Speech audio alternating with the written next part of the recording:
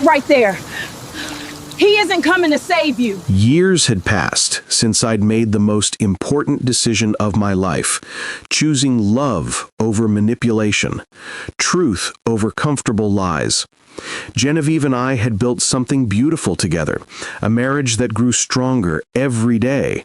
Our son Thomas was now an energetic 3-year-old who filled our house with laughter, and Salima had blossomed into an incredible young girl who balanced her studies with helping care for her little brother. Life was perfect. Almost too perfect, which is probably why I should have seen what was coming. It was a Tuesday morning in March when Genevieve changed everything with 4 simple words. "Louis, I'm pregnant again." Before I continue with part 2 of my story, I need you to do something important for me. Please subscribe to Precify Stories right now and turn on that notification bell. Hit that like button because this part 2 is going to take you on an emotional roller coaster that will shock you even more than part 1 did. Comment below with your country. I want to know where my viewers are watching from as we dive into what became the most dangerous chapter of our lives. Trust me, what's coming next will change everything you think you know about family, trust, and the lengths some people will go to for money. I was sitting at the kitchen table, reviewing some business documents over coffee, when she made her announcement. I looked up to see her standing in the doorway, holding a pregnancy test in her trembling hands, tears streaming down her face. "Are you serious?" I asked, my heart racing. "3 tests. All positive," she said, her voice breaking with emotion. "Louis, we're going to have another baby." I jumped up so fast that I knocked over my coffee cup, sending papers scattering across the floor. None of that mattered. I swept Genevieve into my arms, spinning her around the kitchen as she laughed and cried at the same time. "Dad, what's all the commotion?" Salima appeared in the doorway, still in her school uniform, her backpack slung over one shoulder. "Your mama is pregnant," I announced, unable to contain my joy. "Really? I'm going to be a big sister again?" "The best big sister," Genevieve said, reaching out to include Salima in our embrace. 3-year-old Thomas toddled into the kitchen, drawn by all the excitement. "What's happening? Why is everyone happy?" "We're happy because our family is growing, buddy," I explained, picking him up. "Mama Genevieve is going to have a baby." "A baby brother?" Thomas asked, hopefully. "We don't know yet, sweetheart," Genevieve said, wiping happy tears from her eyes. "But yes, you're going to have a little brother or sister." Thomas clapped his hands and giggled, not fully understanding but caught up in the joy of the moment. That moment, surrounded by my beautiful family and celebrating new life, should have been pure happiness. If only I had known what accepting help during this vulnerable time would cost us. The next few months were a whirlwind of doctor's appointments, preparations, and pure excitement. Genevieve's pregnancy progressed beautifully. She was healthy, glowing, and more beautiful than I'd ever seen her. We converted one of the guest rooms into a nursery, painted it a soft yellow since we wanted to be surprised about the gender, and started accumulating all the baby supplies we'd need. Salima threw herself into big sister preparations with characteristic enthusiasm. She read books about child development, researched the best baby products, and even took a babysitting certification course so she could help more effectively. "I want to be the best big sister this baby could ever have," she told me one evening, as we assembled a crib together. "You already are, sweetheart. This baby is lucky to have you. I just remember how much I needed guidance when I was younger, especially after Mom died. I want to make sure this baby always feels loved and supported." Her maturity and compassion never ceased to amaze me. At 16, Salima had wisdom that some adults never develop. Thomas, meanwhile, had appointed himself as the baby's protector. He would talk to Genevieve's growing belly every morning, telling his future sibling about his toys, his favorite books, and all the fun things they would do together. Baby, I'm going to teach you how to play with blocks, and I'll share my trucks with you, but only the good ones. That's very generous of you, buddy, Genevieve said, stroking his hair. When baby comes out, will you still love me? Thomas asked, with the innocent directness that only 3-year-olds possess. Oh, sweetheart, Genevieve said, pulling him into her lap. I will always love you just as much as I do right now. Having another baby doesn't mean we love you less. It just means our family has more love to share. At the 5-month ultrasound appointment, our world got turned upside down in the best way possible. Mr. and Mrs. Johnson, Dr. Harry Allen said with a huge grin, I hope you're prepared for double the adventure. You're having twins. Genevieve and I stared at the ultrasound screen in complete shock. There, clear as day, were 2 little beings growing inside her. Twins? I repeated, my voice barely above a whisper. 2 boys, Dr. Allen confirmed, pointing to the different areas of the screen. Both appear to be developing perfectly and are right on track for their gestational age. Genevieve started crying, happy tears mixed with overwhelming emotions. Are you okay, my love? I asked, squeezing her hand. It's so much to process, she said through her tears. Louis, we're going to have 3 children. 4, I corrected, thinking of Salima. We're going to have 4 children. The drive home from that appointment was filled with a mixture of excitement and mild panic. 1 baby seemed manageable. Twin boys felt like we were about to enter uncharted territory. How are we going to handle 2 newborns? Genevieve asked, as we pulled into our driveway. The same way we handle everything else, I said, trying to sound more confident than I felt. 1 day at a time. When we told the kids the news, their reactions were priceless. Twins? Salima shrieked, jumping up and down in the living room. Oh my God, I'm going to have 2 baby brothers! Thomas was quiet for a moment, processing this information with the seriousness of a 3-year-old trying to understand complex mathematics. 2 babies? He finally asked. 2 babies, Genevieve confirmed. Do I have to share my trucks with both of them? We all burst out laughing. Yes, buddy, but think about it this way. You'll have 2 little brothers to play with instead of just 1. Thomas considered this for a moment, then nodded decisively.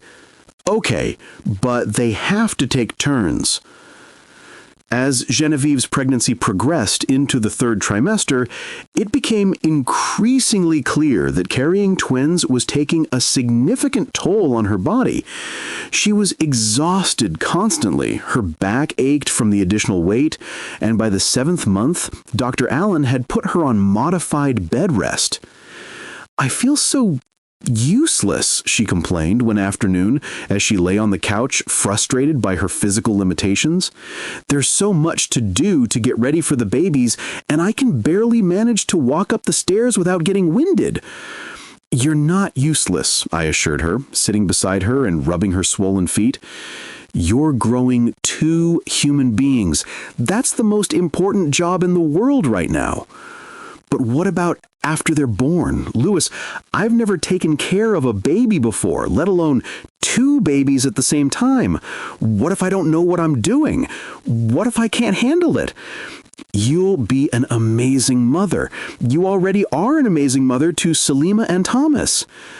That's different. Salima was older when I came into her life, and Thomas was already 3. I've never dealt with newborns, with feeding schedules, with all the things that babies need. And with twins, her voice trailed off with worry.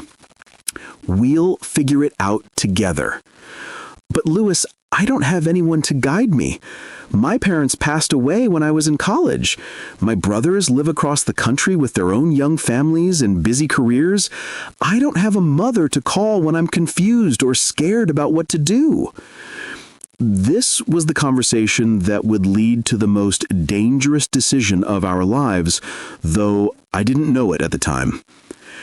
You know, I said carefully, We could ask for help. What kind of help? Well, we could hire a nanny or a night nurse. I don't want strangers taking care of our babies, Louis. I want to be their mother, not just supervise someone else doing the work. What if they don't care for them properly? What if something happens? I understand, but what about family help? Genevieve was quiet for a moment. My brothers are both across the country with their own young families. They can't just drop everything to come help us for weeks. What about my mother and sister? The words hung in the air between us like a dangerous proposition.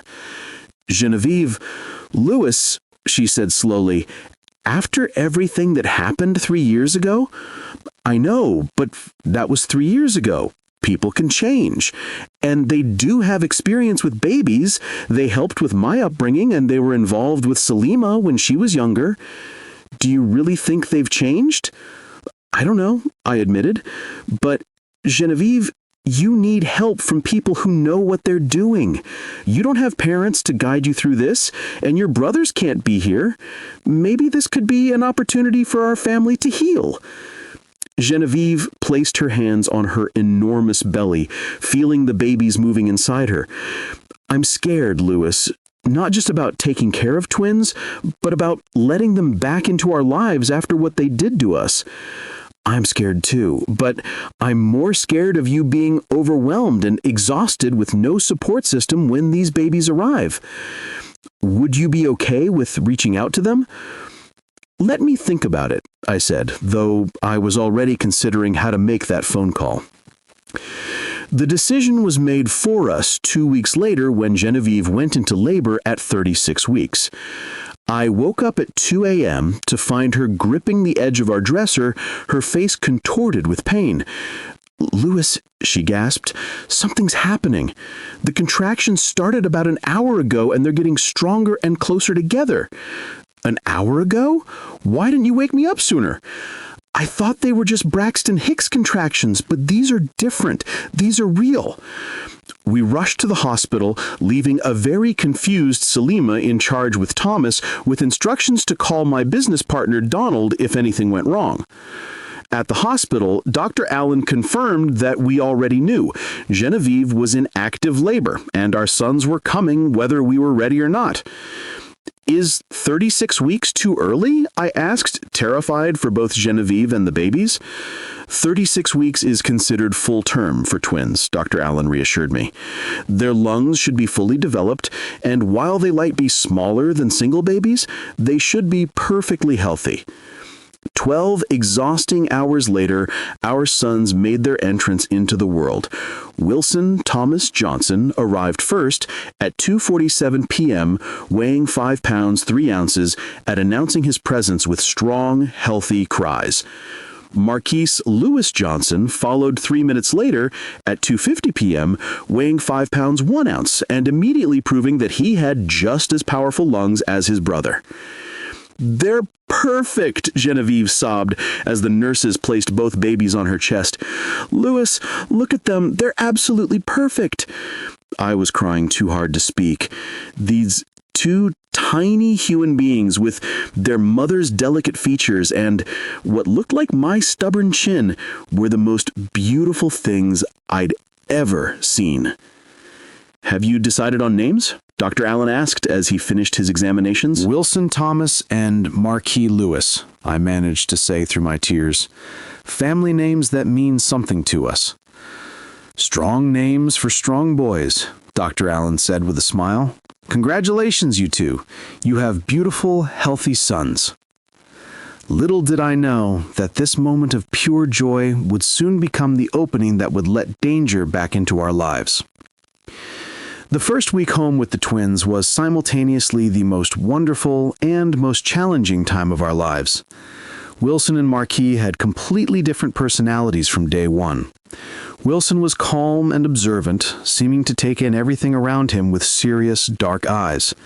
Marquis was more demanding and vocal, letting everyone know exactly when he was hungry, tired, or needed attention. Their schedules were also completely opposite. When Wilson was sleeping peacefully, Marquis would be wide awake and crying. When Marquis finally settled down for a nap, Wilson would wake up ready to eat. "I don't think I've slept for more than 90 minutes at a time since we brought them home," Genevieve said on Thursday morning, looking exhausted as she tried to nurse Wilson while Marquis cried in his bassinet. "Let me take Marquis," I said, picking up our fussy son and trying to soothe him with gentle bouncing. "Louis, I don't know how we're going to do this. I feel like I'm drowning, and it's only been a week." Salima had been an incredible help, taking over Thomas's care almost completely and helping with household tasks, but she still had school and her own life to manage.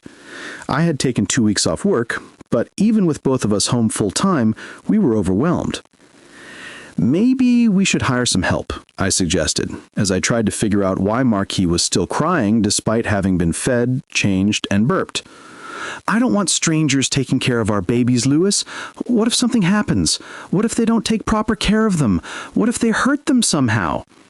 That's when Salima made the suggestion that would change everything.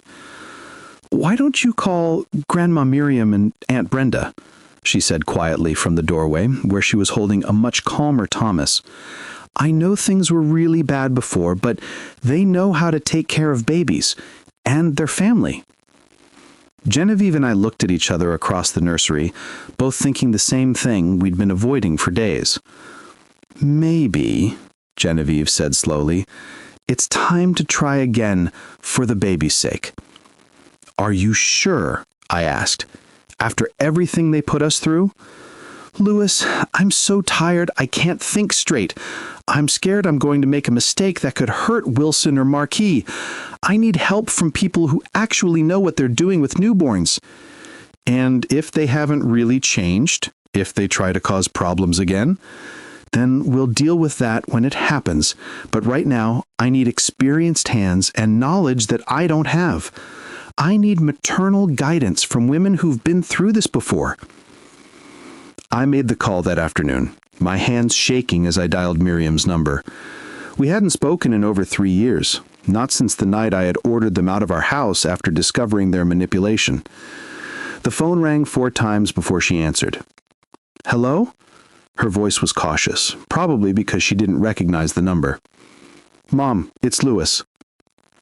There was a long pause, so long that I thought the call might have been dropped.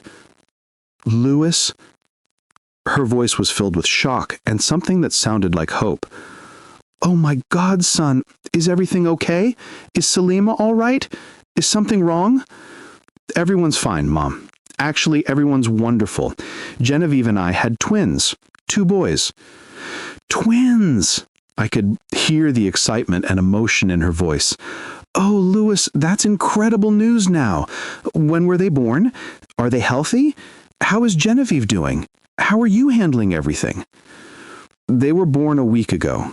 Both boys are healthy, but it's been challenging. Taking care of newborn twins is harder than we expected." "I can only imagine. Twins are double everything. Double the joy, but also double the work, double the exhaustion, double the worry. It's overwhelming even for experienced parents." "Mom, I was wondering, and I know this might sound strange after everything that's happened between us, but would you and Brenda be interested in coming to help for a few weeks? Genevieve doesn't have family nearby, and we could really use some experienced guidance." Another long pause. "Louis, after the way things ended between us 3 years ago, after all the hurt and anger—" "I know, Mom, I know. We all said and did things we regret. But these babies are your grandchildren, and I hope, that maybe it's time for our family to heal and move forward." "What does Genevieve think about this? I can't imagine she'd be comfortable with us coming back after what happened before." "It was actually her idea," I said, stretching the truth slightly to ensure there would be no initial tension. "She's overwhelmed and scared, and she knows she needs maternal guidance from experienced women who understand babies." "Oh, Louis," I could hear tears in her voice. "I have no idea how much I've missed you and Salima and Thomas. How much I've regretted the way things ended between us. How many nights I've laid awake wishing I could take back the mistakes I made. We've all made mistakes, Mom. What matters now is moving forward and doing what's best for these babies and our family. Of course we'll come, she said without hesitation. Brenda and I will be there tomorrow morning. We'll help with whatever you need, however you need it. Thank you, Mom. This means more than you know. Louis? Yes? I love you, son. I've always loved you, even when we were fighting. I hope you know that everything I did before, I thought I was protecting you. I was wrong, but my love for you has never changed. I love you too, Mom. After I hung up the phone, I found Genevieve in the nursery, holding both babies and looking completely overwhelmed. They're coming tomorrow, I told her. Both of them? Both of them. Mom said they'll help with whatever we need. I hope we're making the right decision, Louis. So do I said, though I had a nagging feeling in the back of my mind that we might be making a terrible mistake. Miriam and Brenda arrived the next morning, and the moment they walked through our front door, something felt different about them. Not different in a bad way, different in a way that was almost unsettling because it was so dramatically improved. Gone was the cold, manipulative behavior I remembered from 3 years ago. Gone were the subtle digs, the passive-aggressive comments, the attempts to undermine Genevieve's place in our family. Instead, they were warm, apologetic, and eager to help in whatever way they could. "Miriam, honey," she said, embracing my wife carefully as she held Wilson. "You look absolutely radiant, but exhausted. Where are these beautiful grandsons I've been hearing about?" "This is Wilson," Genevieve said, gently transferring our son to Miriam's experienced arms. "And Marquise is sleeping in his bassinet upstairs." "Oh my goodness," Miriam breathed, looking down at Wilson with tears in her eyes. "He's absolutely perfect. Look at those little fingers, those perfect little features. He looks just like Louis did when he was a baby." Brenda was already heading upstairs to see Marquise, moving with the confidence of someone who knew her way around babies. "They're both gorgeous, Louis," she called down from the nursery. "You and Genevieve make beautiful children together." "Thank you for coming," Genevieve said, and I could hear the relief in her voice. I honestly didn't know how we were going to manage much longer. "That's what family is for," Miriam said firmly, though her voice was gentler than I remembered it being 3 years ago. "We're here to help, and we're not leaving until you have a solid routine established and everyone is rested and confident." "Louis, you look terrible," Brenda said as she came back downstairs, but she said it with affection rather than criticism. "When's the last time either of you slept for more than 2 hours straight?" "I honestly can't remember," I admitted. "Well, that changes right now," Miriam declared. "Brenda and I are taking over baby duty so you two can get some real rest. You can't take care of babies properly if you're falling over from exhaustion." The transformation in our household was immediate and dramatic. Within hours of Miriam and Brenda's arrival, our chaotic home became organized and peaceful in a way that felt almost magical. Miriam took charge of the kitchen with an efficiency that was impressive.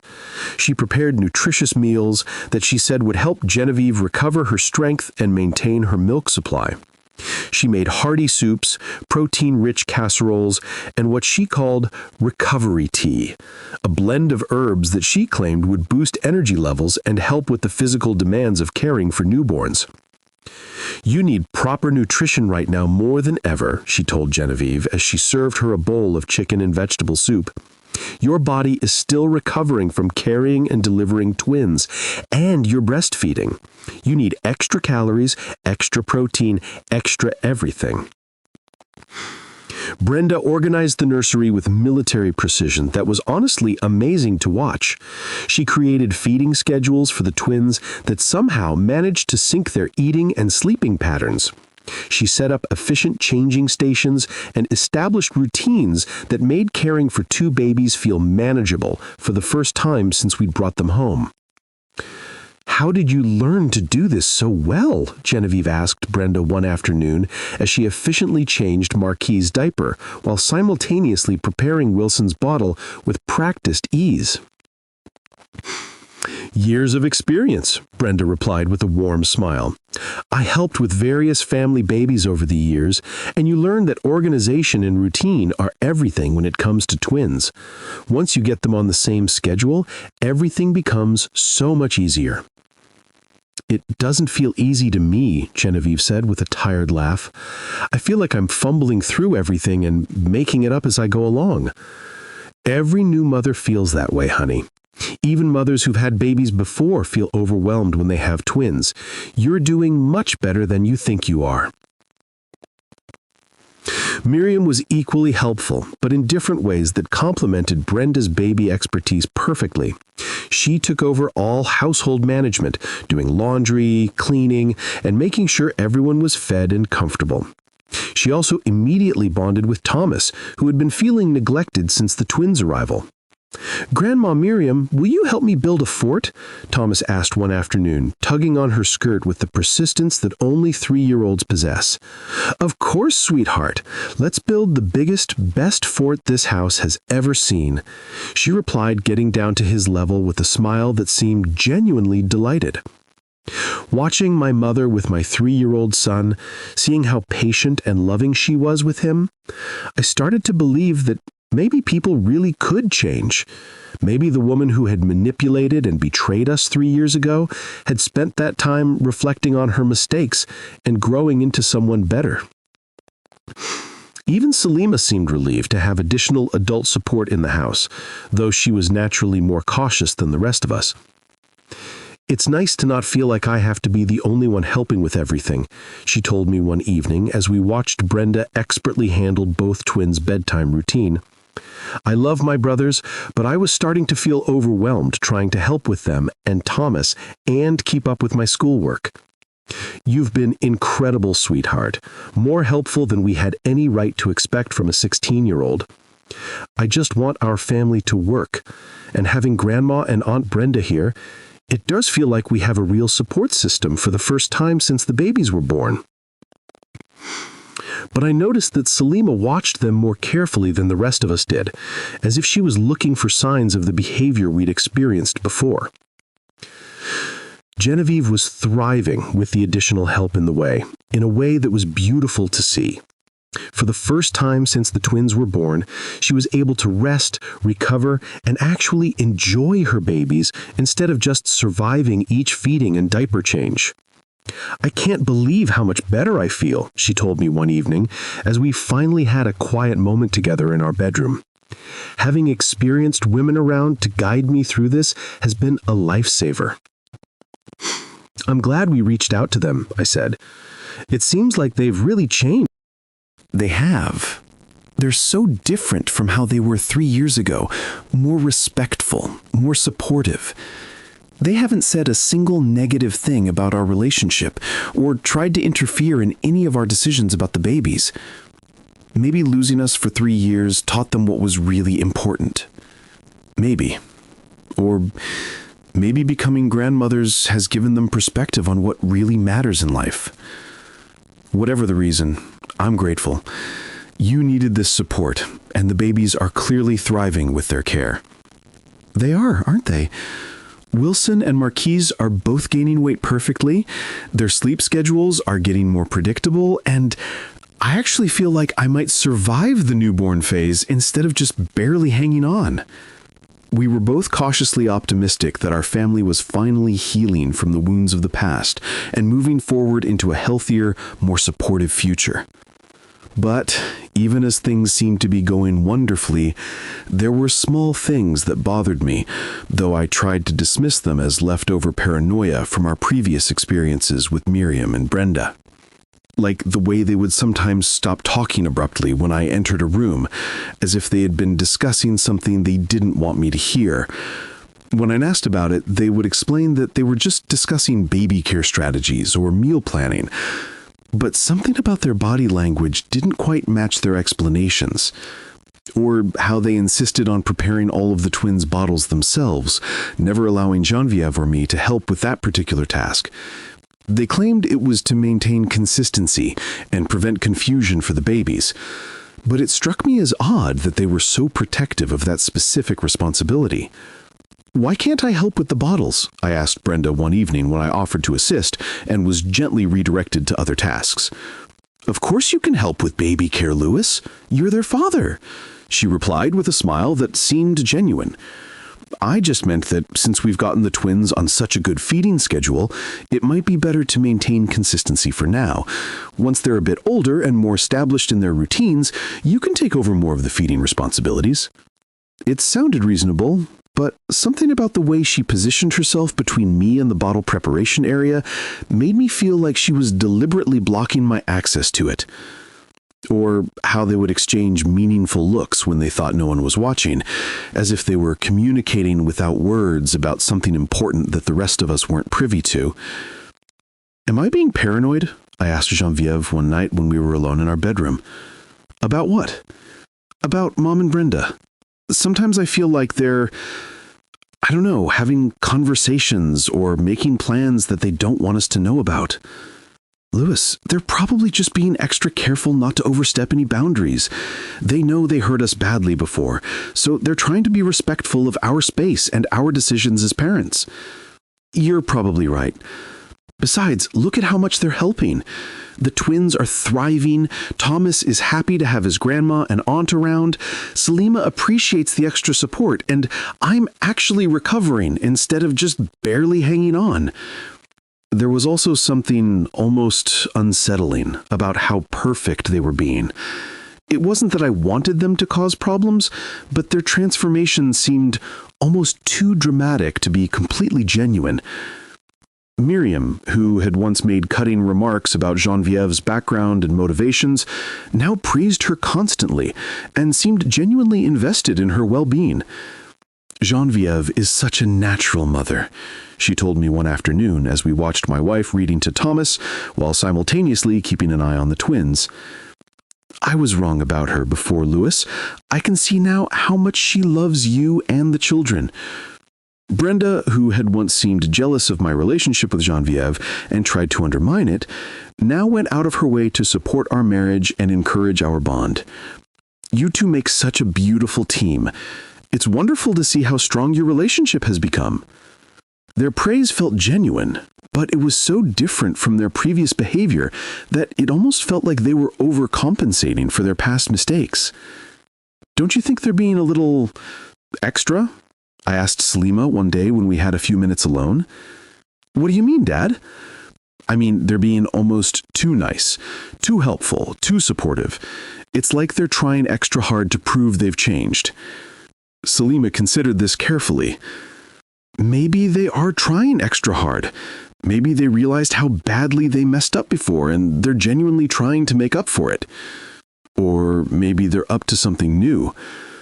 "Dad, I think you're being paranoid because of what happened before. Yes, they're being really nice, but isn't that what we wanted? Isn't that better than them causing problems?" She was right, of course. I was probably looking for problems that didn't exist because I had trouble believing that people could change so dramatically. The twins were 8 weeks old when I had my first real moment of serious concern about our living situation. I came home early from work one afternoon to find Miriam and Brenda in the kitchen, talking in low voices that immediately stopped when they saw me. "Hey, how are my grandsons doing today?" Miriam asked with a bright smile, but something about her expression seemed forced. "They're napping upstairs," Brenda added quickly. "Both of them went down at the same time, which is always a blessing." "What were you two talking about when I came in?" I asked casually. "Oh, just planning dinner. We were trying to decide what would be most nutritious for Geneviève while she's still breastfeeding.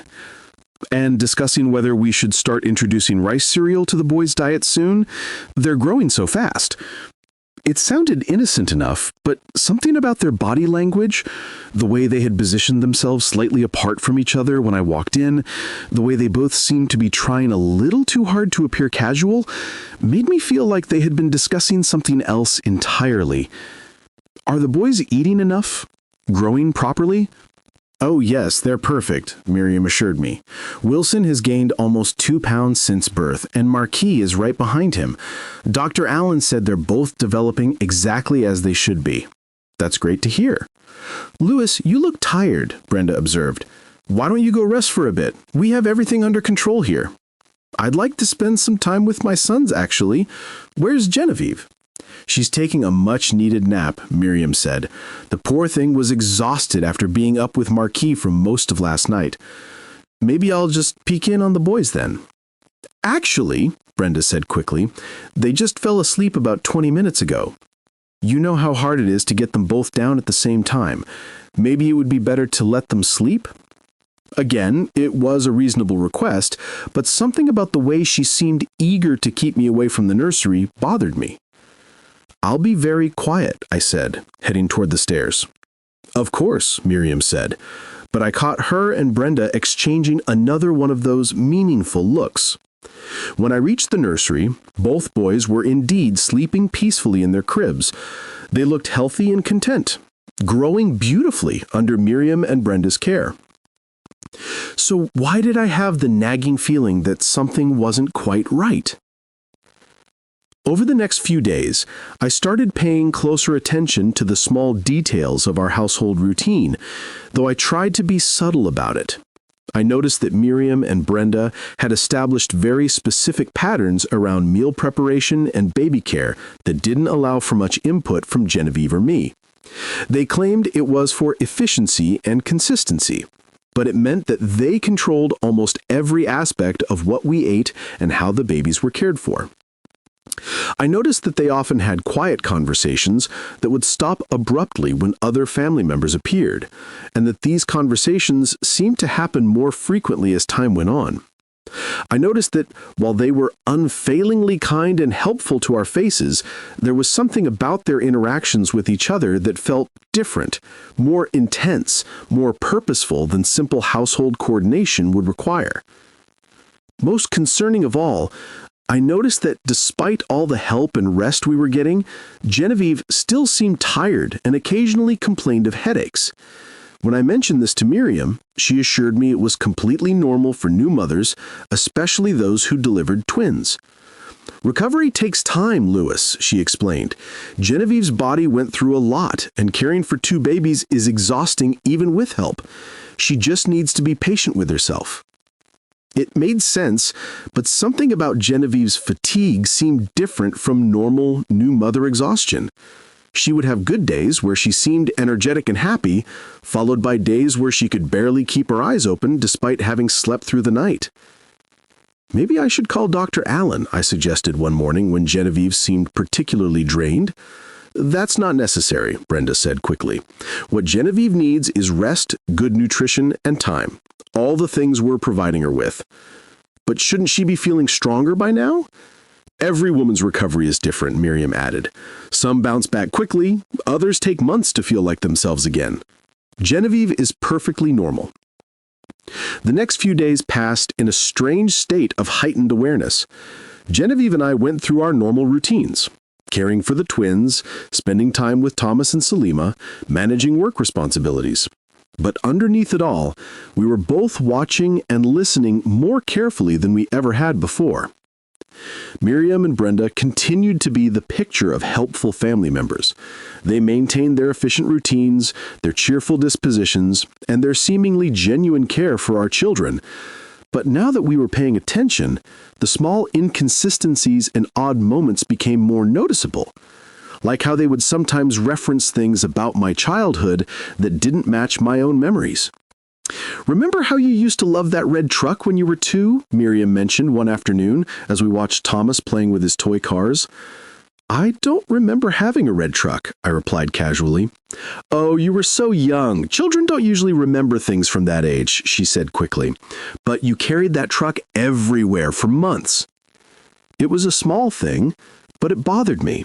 I had a very good memory of my early childhood, and I distinctly remember my favorite toy being a blue airplane, not a red truck. Or how they would sometimes slip into conversations as if they were discussing business arrangements rather than family relationships. The timeline is progressing well, I heard Brenda say to Miriam one morning when they thought I was still upstairs. Yes, everything is proceeding according to plan, Miriam replied. When I asked what plan they were referring to, they explained they were talking about the twins' developmental milestones and feeding schedules. It sounded reasonable, but something about their word choices felt strange for grandmothers discussing baby care. It was Genevieve who finally overheard the conversation that changed everything. She had been napping in our bedroom one afternoon while I was at the office and Salima was at school. The twins were sleeping and Thomas was playing quietly in the living room under Miriam's supervision. Genevieve woke up thirsty and was heading downstairs to get some water when she heard voices coming from the kitchen. Miriam and Brenda were having one of their whispered conversations, but this time they weren't being as careful about their volume as usual. Still doesn't suspect anything, Brenda was saying. Why would he? Miriam replied. He's never had any reason to question it. We've been his family since he was a baby. Sometimes I wonder if we should just tell him the truth about the adoption. It might make things easier in the long run. Absolutely not. If Louis knew he wasn't my biological son, he might start asking questions about his real parents, his real family. He might realize that we don't actually have any legal claim to anything he's built. Genevieve told me later that she had to grip the stair railing to keep from falling when she heard those words. I wasn't Miriam's biological son. I was adopted. Besides, Miriam continued, it's too late to tell him now. If we admit we've been lying about this his entire life, he'll never trust us again. He'll throw us out, just like he did before. And we can't afford for that to happen, not when we're so close to everything we've worked for. Exactly. Louis believes we're his real family, and that's how it needs to stay, at least until what? Until it doesn't matter anymore. Genevieve said the tone of that last comment made her blood run cold. There was something ominous about the way Miriam had said until it doesn't matter anymore, as if they were planning for a time when my opinion about our family relationships would be irrelevant. She stayed on the stairs listening for more, but their conversation shifted to mundane topics about dinner preparation and the twins' next feeding. By the time she made it to the kitchen, they were acting completely normal, as if the conversation she had overheard had never happened. When I came home from work that evening, Genevieve pulled me aside and told me everything she had heard. Adopted? I repeated, sitting heavily on our bed. I'm adopted? That's what they said, Louis. They've been lying to you your entire life about who you really are. I felt like the ground beneath me was shifting. Every memory I had of my childhood, every story about my birth and early years, every assumption I had made about my identity and family history, it was all built on lies. But that doesn't make sense, I said, trying to process this information. If I'm adopted, there would be paperwork, legal documents, medical records. Maybe there are. Maybe they've been hiding them from you.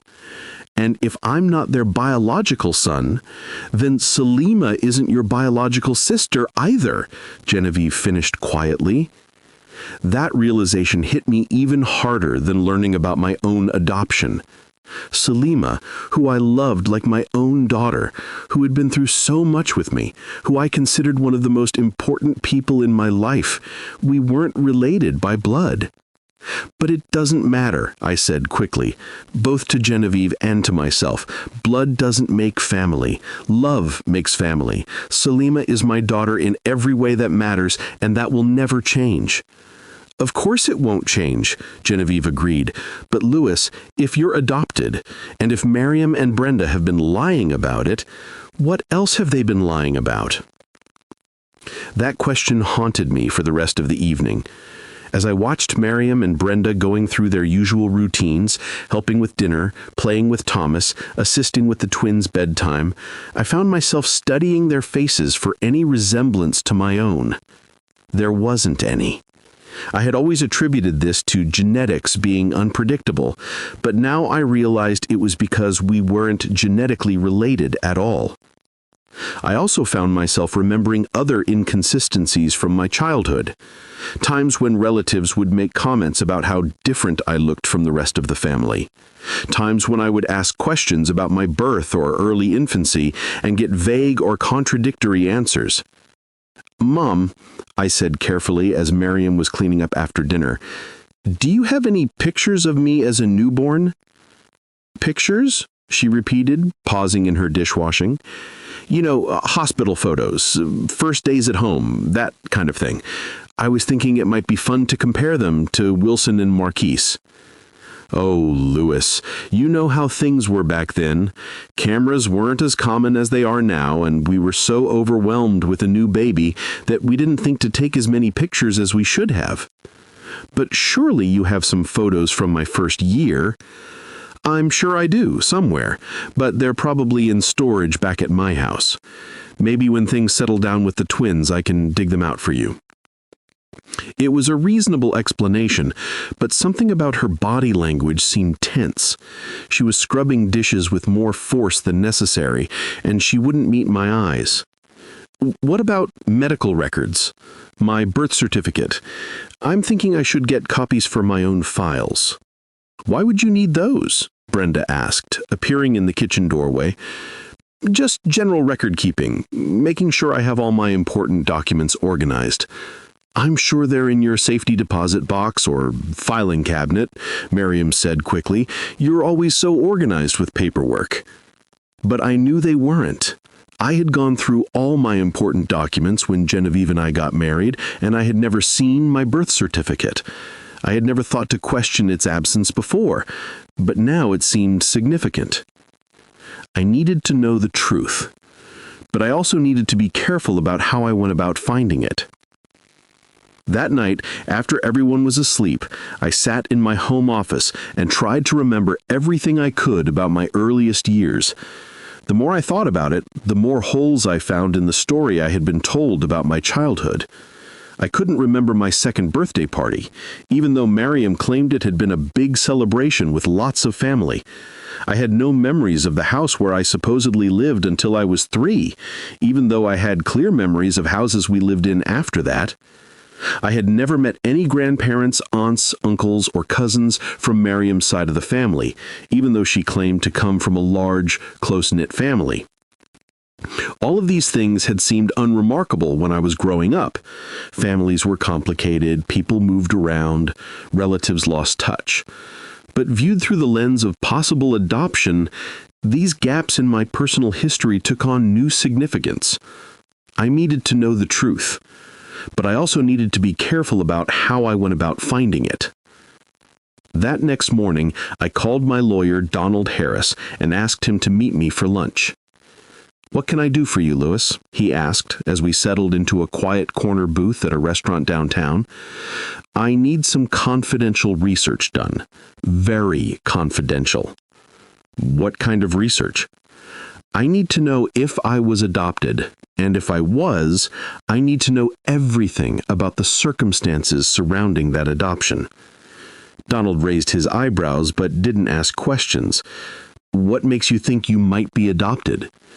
"Things that don't add up about my childhood. Missing documents, inconsistent stories. I just need to know the truth." I can put a private investigator on this, someone discreet who specializes in family history research. How soon do you need answers? As soon as possible. But Donald, it has to stay completely confidential. I don't want anyone to know I'm looking into this, especially not my mother and sister. Understood. I'll have someone start on this immediately. While I waited for the investigation results, I decided to do some research of my own. I went to the county records office and searched for my birth certificate. It didn't exist. At least, there was no record of Louis Johnson being born to Miriam Johnson on the date I had always believed was my birthday. I expanded my search to include the surrounding counties and even tried different spelling variations of our names. Nothing. Then I tried searching adoption records, but those were sealed and would require court orders to access.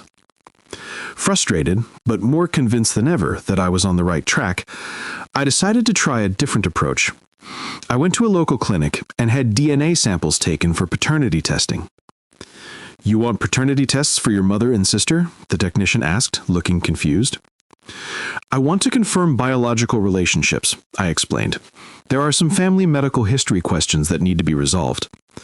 We'll need samples from all parties involved. I'll work on getting those." Getting DNA samples from Miriam and Brenda without their knowledge proved easier than I had expected. I collected hair from their brushes, used drinking glasses they had used, and even managed to get saliva samples from utensils they had eaten with. I felt guilty about the deception, but I needed to know the truth about my identity and their relation to me. The results came back 3 days later, confirming what I already suspected. I was not biologically related to Miriam or Brenda in any way. I stared at the test results for a long time, trying to process what this meant for my understanding of myself and my family. The people I had called mother and sister my entire life were no relation to me whatsoever. That evening, I showed the DNA results to Genevieve. "So it's true. You're adopted, and they've been lying to you about it your entire life." The question is why? Why would they adopt a baby and then lie about it? Most adoptive families are open about adoption. They celebrate it. Maybe they were planning something even then. Maybe they needed a child for some reason that had nothing to do with wanting to be parents. What do you mean? I mean, maybe they adopted you as part of some long-term plan. Maybe they needed an heir for something, or a legal heir to claim inheritance from someone else. The idea that my entire life had been part of some elaborate scheme was almost too horrifying to consider. But they raised me, Genevieve. They took care of me, sent me to school, supported me when I started my business. If this was all just some plan, why would they invest so much time and energy in my success? Maybe your success was part of the plan. Maybe they needed you to become wealthy and successful so they could benefit from it later. The private investigator's report arrived a week later, and it contained information that was even more shocking than I had expected. According to the records he had uncovered, I had been born to teenage parents who were unable to care for a child. The adoption had been arranged through a private agency that specialized in placing infants with families who wanted children but couldn't have them naturally. But here's what was most disturbing. Miriam had specifically requested a male infant with no living relatives who might come looking for him later. She hadn't just wanted to adopt a child. She had wanted to adopt a child who would have no other family connections, no one who might interfere with their plans or claim any relation to me. The report also revealed that Miriam and Brenda weren't actually mother and daughter. They were business partners who had met and had been working together on various schemes and investments for decades before they adopted me. They had created an entire false identity as siblings and as my biological family, with fabricated family history and forged documents. "This is insane," Genevieve said, as we read through the investigator's report together. "They've been running a decades-long con game with you as the central target." "But why? What could they possibly gain from raising me and then pretending to be my family?" "Louis, think about it. You're now a billionaire. You own multiple companies, properties, investment portfolios. If something happened to you, who would inherit everything? You and the children, according to my will. But if something happened to all of us, if your entire immediate family was gone, who would be next in line? My closest living relatives, which would be your mother and sister. Except they're not your mother and sister. They're two con artists who have spent 30-plus years positioning themselves to inherit your fortune." The full scope of what we were dealing with began to dawn on me. This wasn't just about them lying about my adoption. This was about them orchestrating an elaborate long-term scheme to position themselves as my heirs. So what do? Do we confront them? Do we kick them out? Do we call the police? I don't know, but Lewis, if they've been planning this for decades, and if they're this close to whatever their endgame is, then we might be in real danger. We spent hours discussing our options, and none of them seemed good. If we confronted Miriam and Brenda directly, they might disappear before we could take legal action against them. Or worse, they might escalate whatever plans they had been making. If we called the police, we weren't sure what crimes had actually been committed. Lying about family relationships wasn't necessarily illegal, and adoption fraud from 30 years ago might be impossible to prosecute.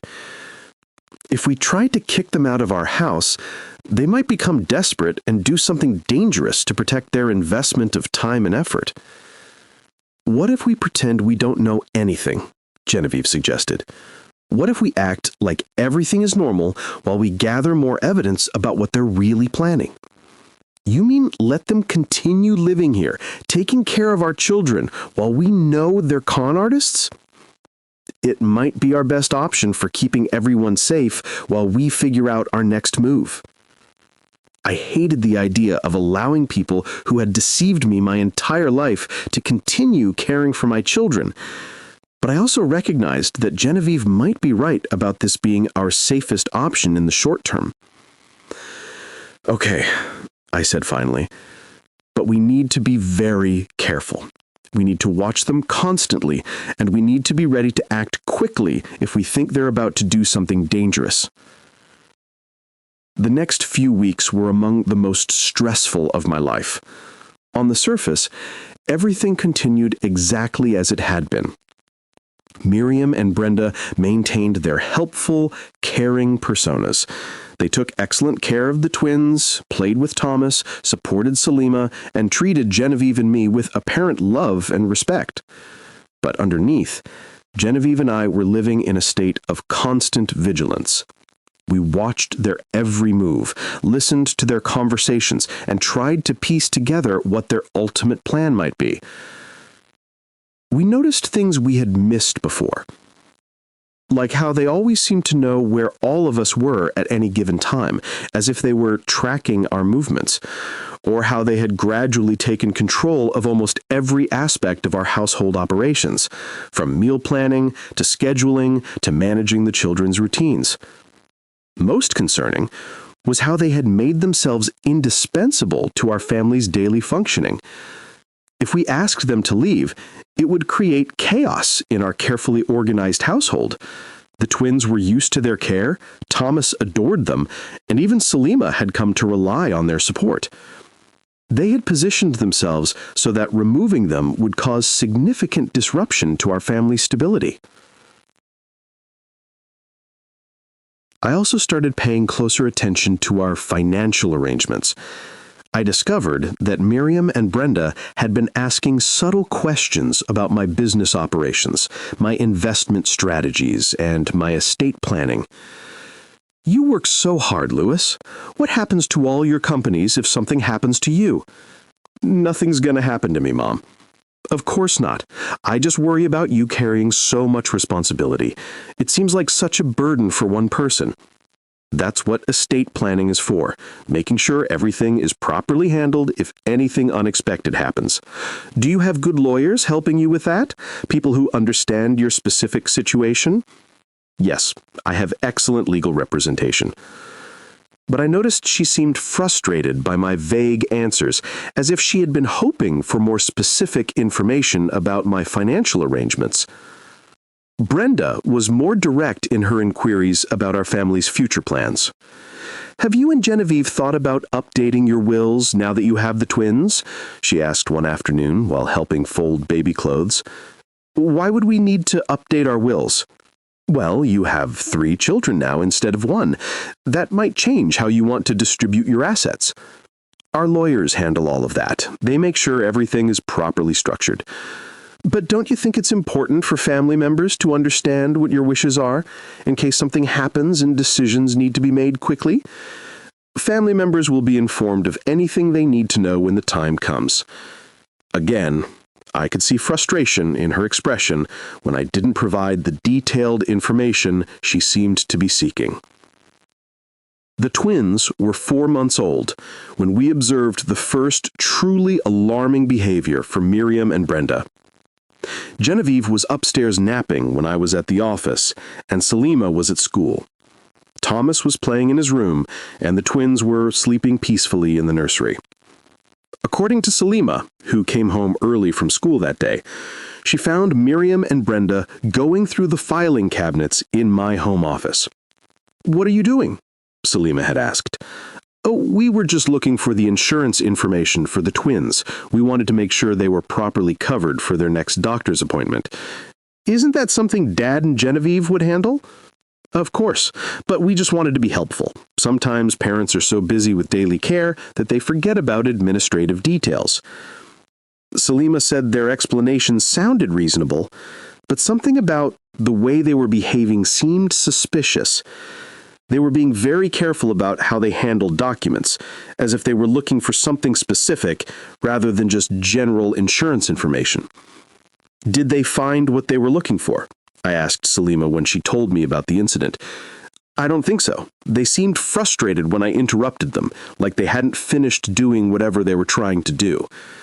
"What kind of documents were they looking at?" "I couldn't see everything, but it looked like business papers, financial statements, legal documents, that kind of stuff." They were trying to access information about my business and financial holdings. Information that would help them understand exactly what they might inherit if something happened to my immediate family.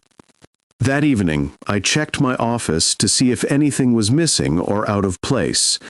Everything seemed to be where I had left it, but I noticed that several file folders had been moved slightly, as if someone had been looking through them carefully and trying to put them back exactly as they found them. I also noticed that my computer had been turned on and off while I was gone, even though I distinctly remembered shutting it down before I left for work. They were trying to access my digital files as well as my physical documents.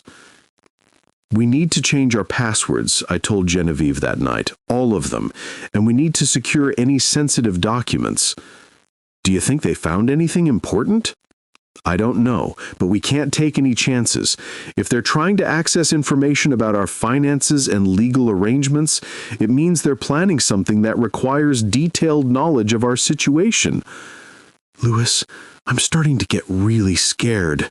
If they're willing to search through your personal files, what else might they be willing to do?"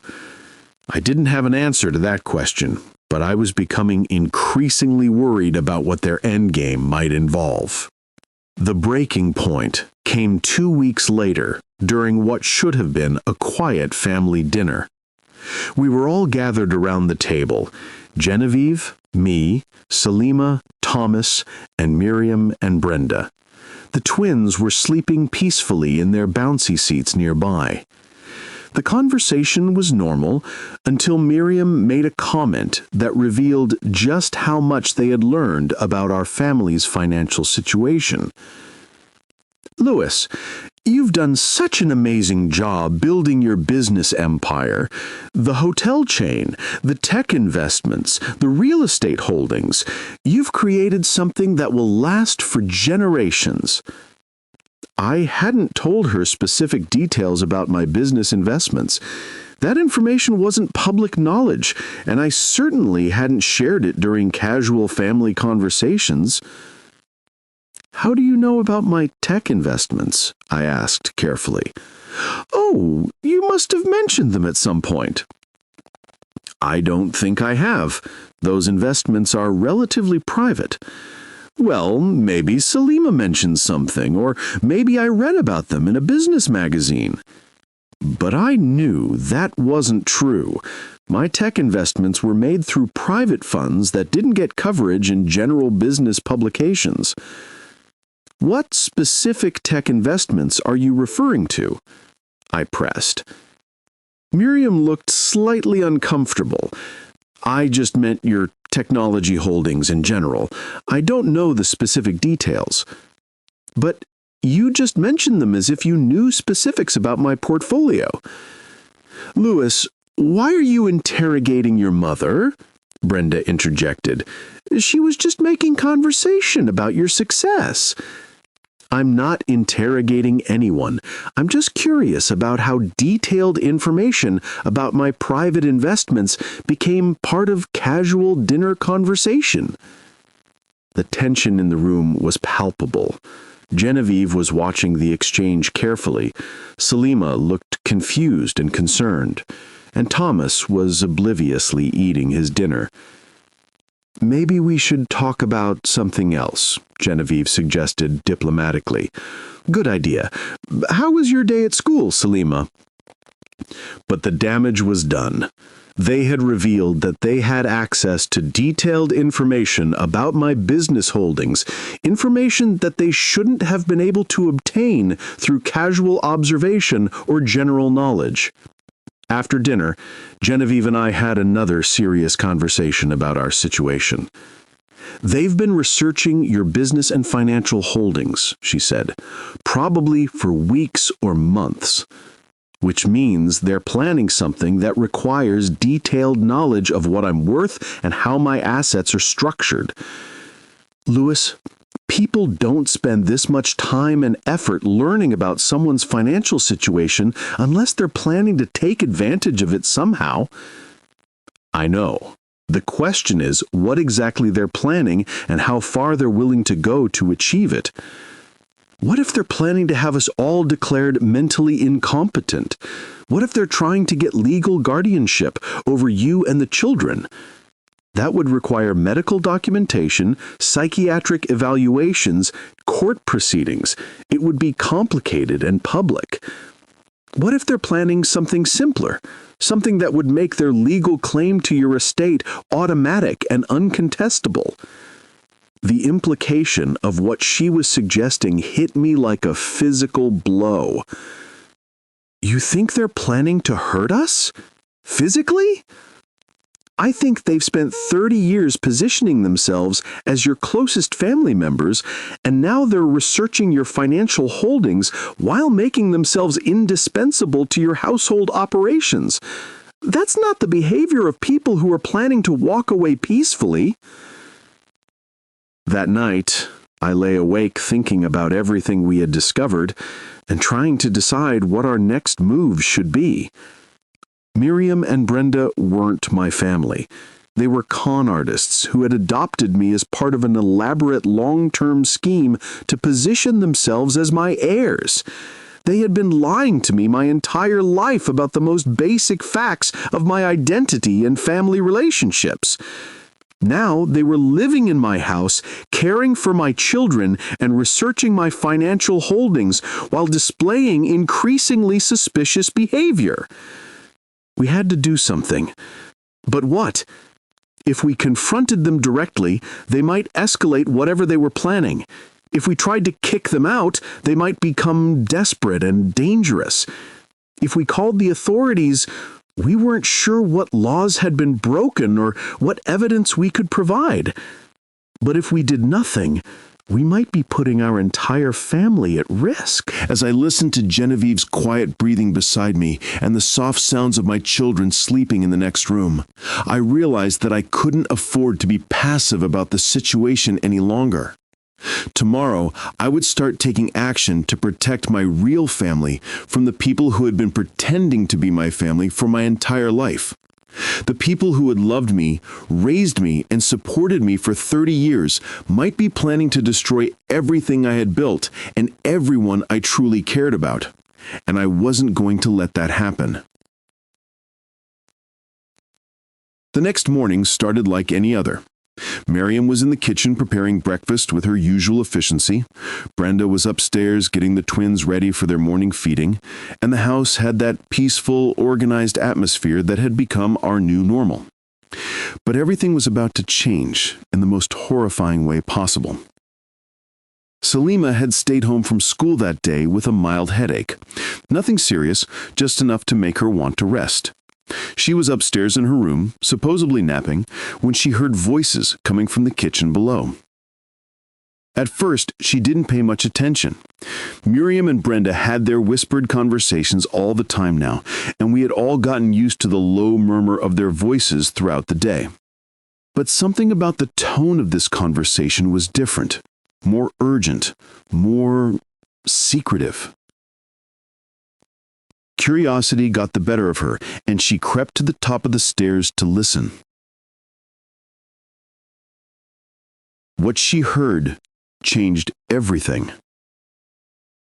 The timeline needs to accelerate, Brenda was saying, in a voice so low that Salima had to strain to hear it. Louis is getting suspicious. Yesterday's conversation about the tech investments was a mistake. I know, Miriam replied, her voice tight with frustration. We've been too careful for too long, and now we're making sloppy errors because we're impatient. How much longer do we wait? Not long, maybe another week or two at most. And you're sure the method we've chosen will work? It's foolproof, gradual enough that no one will suspect anything, but effective enough to achieve our goals within the time frame we need. Salima felt her blood run cold. They were talking about a timeline for something, some method they had chosen. The way they were speaking made it sound like they were planning something terrible. What about the children? Brenda asked. The twins are so young. The twins won't be a problem. At their age, a little extra medication in their bottles will look like natural complications from being premature. Salima had to grip the stair railing to keep from gasping out loud. They were talking about giving the twins medication, extra medication that would cause complications. And Salima? Salima has been getting the same treatment as the adults. Her school lunches have been enhanced for weeks now. She's already showing early symptoms. Early symptoms of what? Salima thought frantically, her heart pounding so loud she was afraid they might hear it downstairs. What about Thomas? Brenda continued. He's so young and innocent. Thomas is perfect for our needs. At 3 years old, he won't remember any of this. We can raise him ourselves, tell him whatever story we want about what happened to his family. He'll grow up believing we're his real family, just like Louis did. Just like Louis did. What did that mean? The beauty of this plan, Miriam continued, is that when it's all over, we'll be the grieving relatives who step in to care for the only surviving member of the family. Everyone will sympathize with us. No one will question our right to everything Louis built. And if anyone does question it, they won't. We've been laying the groundwork for this for 30 years. Louis believes we're his biological family. Everyone who knows us believes we are his biological family, and all the legal documents support our claim as his closest relatives. I felt sick. They were talking about something happening to everyone in the family except Thomas. They were planning to hurt all of us, me, Genevieve, the twins, and Salima herself. And they were planning to raise Thomas as their own child, lying to him about what happened to his real family. How much longer will the current dosages take to be effective? Brenda asked. At the rate we're administering everything, probably another 3 to 4 weeks for the adults. Maybe less if we increase the concentration. And no one will suspect? How could they? Louis thinks I'm his mother, making him healthy meals and protein shakes. Genevieve thinks I'm a caring grandmother, preparing special herbal teas to help with her recovery. Salima thinks I'm a loving aunt, packing her nutritious school lunches. What about when they start getting sicker? Won't someone realize it's not natural? That's the beauty of the substances we're using. The symptoms mimic common illnesses: fatigue, headaches, nausea, weakness. By the time anyone realizes something is seriously wrong, it will be too late to trace the cause. Substances. They were putting substances in our food. They were slowly poisoning us. Salima realized with horror that the headache she'd been having, the occasional nausea after lunch at school, the fatigue that she'd been attributing to stress, it wasn't natural. Miriam had been poisoning her through her school lunches, and they had been poisoning all of us. I still think we should consider making it faster, Brenda said. The longer this takes, the more chances there are for something to go wrong. Patience has gotten us this far, Miriam replied firmly. We've waited 30 years for this opportunity. A few more weeks won't hurt. 30 years. Ever since we adopted Louis as a baby, we knew that if we raised him right, invested in his success, and positioned ourselves as his family, we would eventually be able to claim everything he built. And it's worked perfectly. He became more successful than we ever dreamed possible. Exactly. Hotels, restaurants, tech companies, real estate. He's built an empire worth billions. And when this is all over, it will all be ours. Salima was shaking now, both from fear and from rage. These people had been planning to murder her family for 30 years. They had adopted my father as part of an elaborate scheme to steal his future wealth. And now they were slowly killing all of us to inherit everything he had worked for. What about the girl? Brenda asked suddenly. She's been quiet lately. Do you think she suspects anything? Salima is 16. She's probably just dealing with typical teenage mood swings and stress from school. I hope that's all it is. She figured out what we were doing before. That was different. That was sloppy emotional manipulation. This is science. There's nothing for her to figure out. But they were wrong. Salima had figured it out. And now she had to warn us before it was too late. Salima waited until she heard Miriam and Brenda move to different parts of the house before she crept back to her room. Her hands were shaking as she pulled out her phone to text me. "Dad, I need to talk to you immediately. It's an emergency. Can you come home?" I was in a meeting when I got her text, but something about the urgency in her message made me excuse myself immediately. "What's wrong?" I texted back. "I can't explain over text. Please just come home now. And don't eat or drink anything that Miriam or Brenda give you when you get here." That last instruction made my blood run cold. Don't eat or drink anything they give me? What had Salima discovered? I left my meeting immediately and drove home faster than I should have, my mind racing with possibilities. When I arrived, I found Salima waiting by the front door, her face pale and her eyes wide with fear. "Dad, we need to talk somewhere private," she said urgently, "somewhere they can't hear us." "What's going on, sweetheart?" "Not here. Can we go for a drive? I'll explain everything, but we need to get away from the house." The terror in her voice convinced me that whatever she had discovered was serious. I told Miriam that Salima was feeling better and that we were going out for some fresh air. She smiled and waved from the kitchen, looking like the picture of a caring grandmother. If only I had known then that she was planning to murder my daughter. Once we were safely away from the house, driving toward the park where Salima and I used to go when she was younger, she told me everything she had overheard. "They're poisoning us, Dad," she said, her voice breaking. "All of us. They've been putting something in our food for weeks." I pulled over into an empty parking lot, my hands shaking as I turned off the engine. "What exactly did you hear?" Salima repeated the conversation word for word, and with each detail I felt sicker and more horrified. They weren't just planning to steal my fortune, they were planning to murder my entire family to do it. "Dad, they said you think they're your biological family, but that it's not true. What did they mean by that?"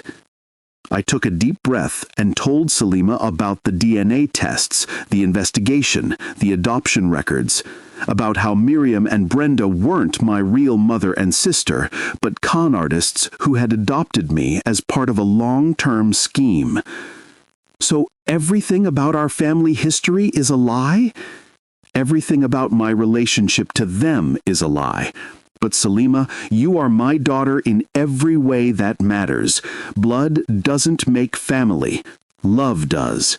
And I will die before I let them hurt you or anyone else I love." "What are we going to do?" "We're going to stop them. But first, we need to warn Genevieve and figure out how to protect the twins and Thomas." "Dad, what if it's already too late? What if we're already sick from whatever they've been giving us? Then we'll get medical help.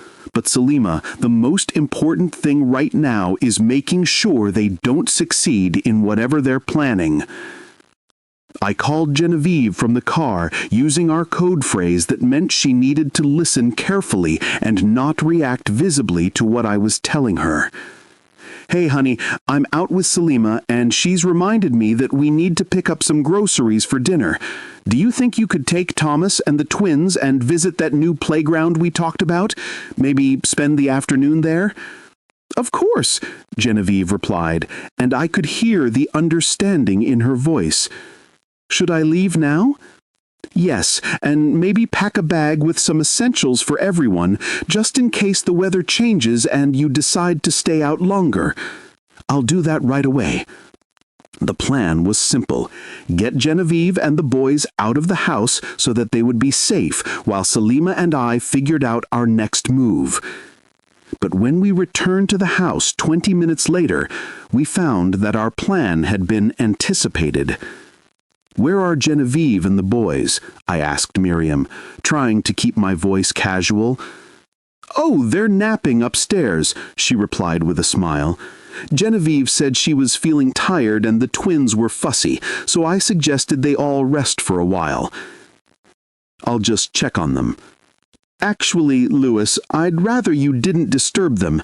Genevieve finally got the twins settled, and you know how difficult it can be to get them both to sleep at the same time." Something in her tone made me realize that this wasn't a suggestion, it was an order. I looked at Salima, who had gone very pale. We both realized at the same moment that Genevieve and the boys weren't napping. They were being held against their will. "I'm going upstairs," I said firmly, moving toward Brenda. "I'm afraid I can't let you do that," she replied, and for the first time her mask of kindness slipped completely away. That's when I saw the gun in her hand.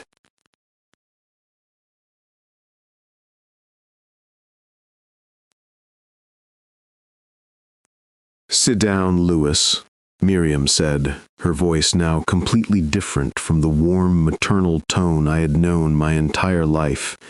"You too, Salima." We had no choice but to comply. Brenda kept the gun pointed at us as we moved to the living room couch. "You know, don't you?" Miriam continued, studying my face.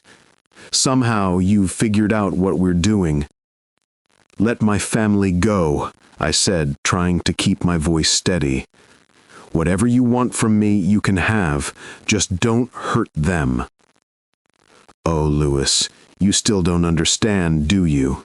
We don't want something from you. We want everything from you. And the only way to get it is for you and your real family to no longer be a problem. You raised me. I loved you. How can you do this to people you claim to care about?" Miriam laughed, and the sound was cold and bitter. "Care about you? Louis, we were a business investment, a long-term project. We adopted you because we needed an heir we could control, someone who would build wealth that we could eventually inherit. But you supported me. You helped me start my first business. You were there for me when LaToya died." "Of course we were. We had to make sure our investment succeeded. Every dollar we spent on your education, every hour we spent supporting your business ventures, every moment we spent playing the role of loving family, it was all to ensure that you would become successful enough to make our plan worthwhile." The casual cruelty in her voice was almost harder to bear than the gun Brenda was pointing at us. "And it worked beautifully," Brenda added. "You exceeded our wildest expectations. We thought you might become a millionaire, maybe even a multimillionaire. We never dreamed you'd build a billion-dollar empire." "Where are my wife and children?" I demanded. "They're safe. For now. But Louis, their safety depends entirely on your cooperation." "What do you want me to do?" We want you to make this easy for everyone. We've been administering a gradual treatment that would have made your family's passing look natural, but since you've discovered our plan, we need to accelerate the timeline. Treatment? Poison, Lewis. We've been slowly poisoning all of you for weeks. Selima through her school lunches, you through your protein shakes, Genevieve through her herbal teas, even the twins through their supplemental bottles. I felt like I was going to be sick. These people had been literally feeding poison to my children, including babies who were only a few months old. The beauty of our method, Miriam continued, is that the symptoms mimic common illnesses, fatigue, headaches, nausea, all things that could be attributed to stress, overwork, or normal childhood illnesses. But now that you know, we can't continue with the gradual approach. We need to finish this quickly. What are you planning to do? We're going to give all of you a concentrated dose that would look like a tragic family food poisoning incident. Contaminated takeout food, maybe, or a gas leak that affected the whole family. And Thomas? Thomas will survive, of course. He'll be traumatized, but unharmed. Poor little boy losing his entire family in such a tragic accident. Fortunately, his loving grandmother and aunt will be there to take care of him and help him through his grief. The calculated evil of their plan was breathtaking. They had thought of everything, planned for every contingency. You won't get away with this, I said, trying to buy time while I figured out how to protect my family. People know you've been living here. If something happens to all of us except for Thomas, there will be questions. There will be sympathy, Miriam corrected, and legal documentation showing that we are your closest living relatives, which means we'll inherit everything you've built. I have a will. Everything goes to Genevieve and the children. Wills only matter if there are beneficiaries alive to inherit. With Thomas. Thomas will be a well-loved child who grows up believing that his grandmother and aunt saved him from tragedy and gave him a wonderful life. He'll never know. The front door opened suddenly, and my business partner Donald Harris walked in. "Lewis, I got your message about the emergency meeting," he started to say, then stopped when he saw the gun in Brenda's hand. "Mr. Harris," Miriam said calmly, "how inconvenient." I hadn't sent Donald any message about an emergency meeting, which meant that someone else had contacted him. But who? "I'm calling the police," Donald said, reaching for his phone. "I don't think so," Brenda replied, now pointing the gun at him. "Put the phone down and sit with Lewis and Selima." Donald looked at me, clearly confused and frightened. "Lewis, what's going on here?" "These people have been poisoning my family. They're planning to murder all of us, except Thomas, so they can inherit my fortune." "That's impossible. Miriam is your mother." "No, she's not. They adopted me 30 years ago as part of a long-term con game. They're not my family at all."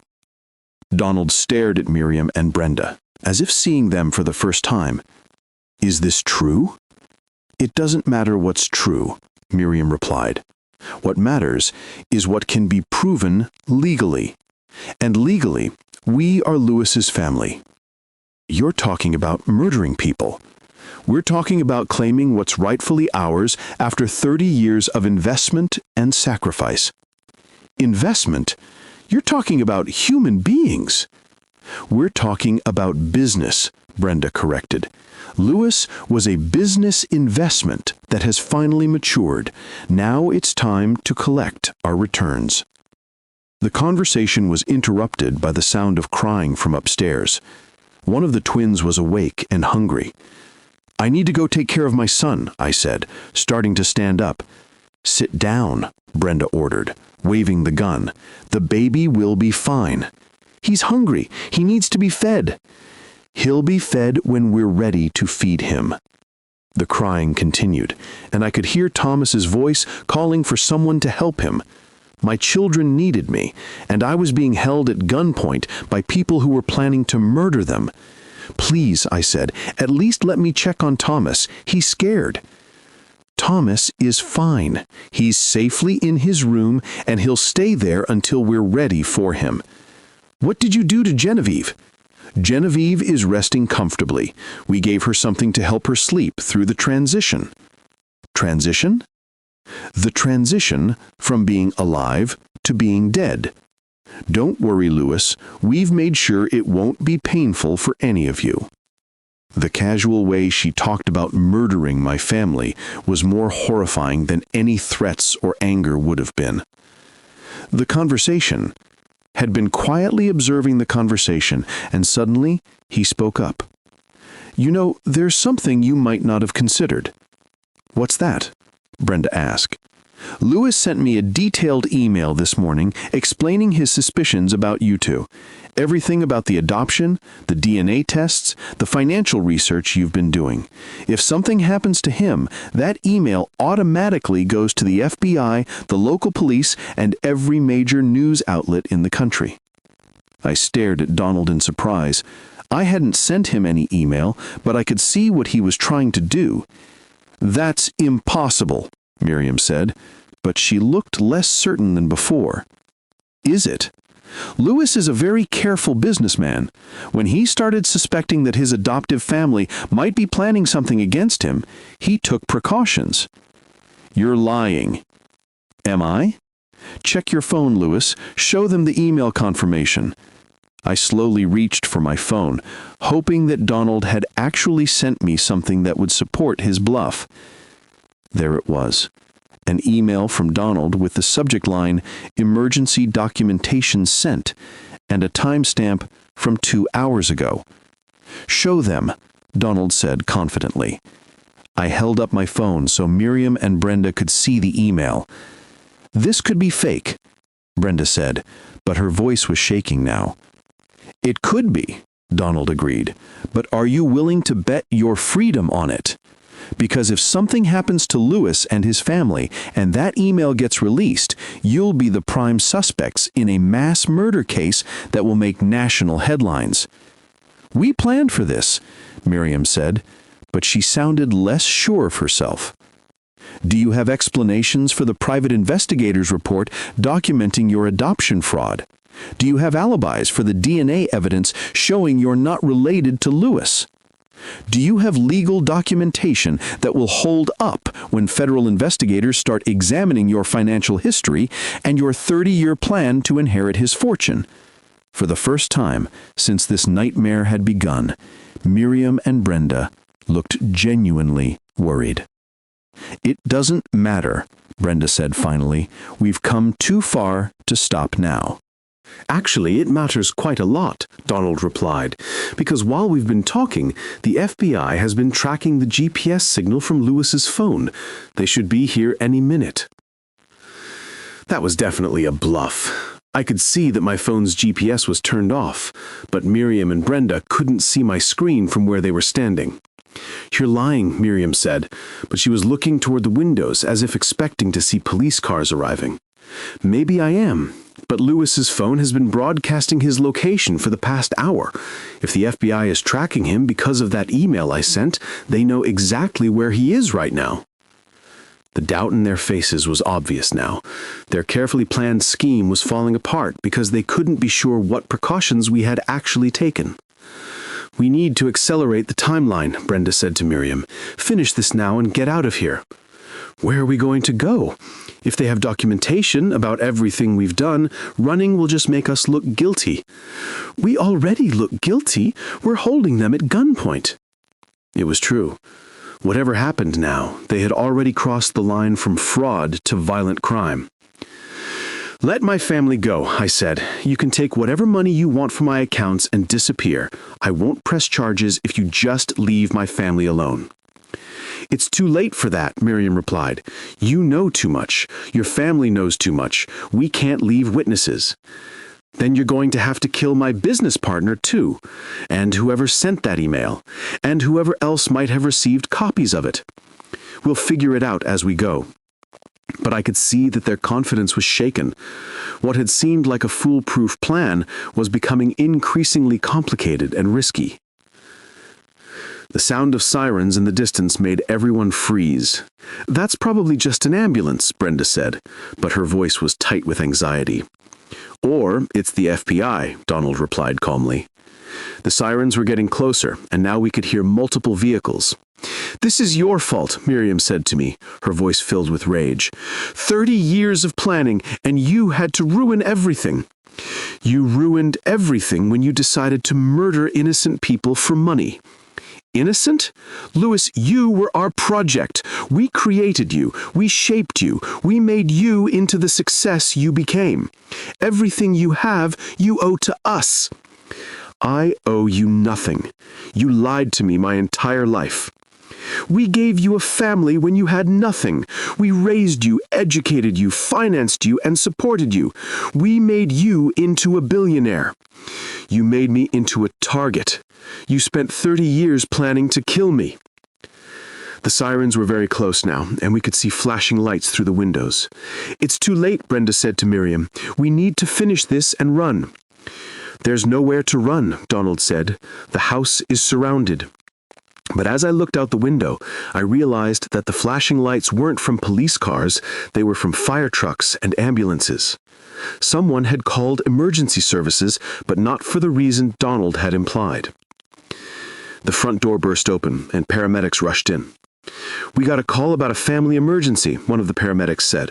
"Multiple people suffering from possible food poisoning." "Who called you?" Miriam demanded. "Anonymous tip. Someone said there were children in danger." I looked at Salima, who gave me the slightest nod.